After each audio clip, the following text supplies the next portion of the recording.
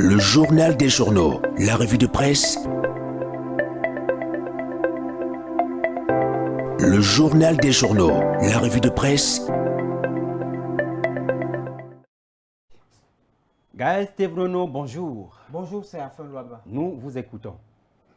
Mesdames, Messieurs, chers téléspectateurs, auditeurs, plus encore chers internautes, sentez-vous saluer.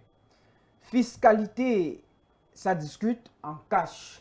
C'est le grand titre qui barre la une du quotidien Mutation avec lequel nous introduisons cette livraison de la revue de presse de ce matin. Alors, le journal d'Alain Boyomo fait donc savoir que la Direction générale des impôts et les collectivités décentralisées CTD en abrégé s'accordent sur les modalités de recouvrement adoptées. Cependant, les collectivités décentralisées demandent que l'argent soit viré avec célérité dans leur compte bancaire.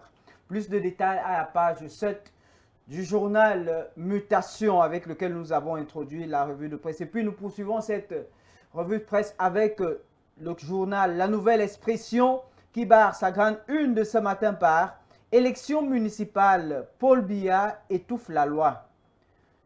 Vous découvrirez donc à la page 2 de La Nouvelle Expression ce que Kamto entend par Paul Biya étouffe la loi, parce que pour lui, du moins pour Maurice Kamto, qui soutient que le président de la République a manifestement voilé le principe de non-rétroactivité consacré dans les institutions.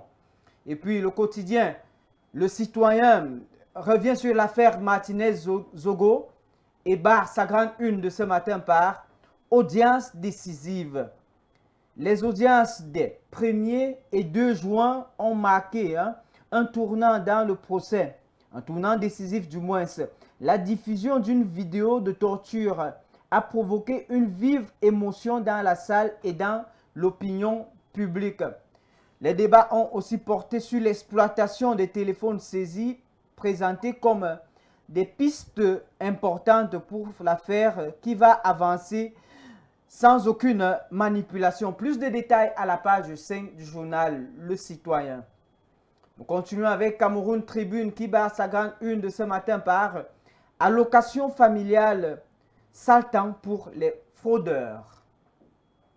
Et puis Éco-Santé de Joseph Bemboum fait donc savoir que le docteur Manaouda Malachi siffle la fin du désordre. Ce par rapport à la gestion des programmes et des projets du MinSanté.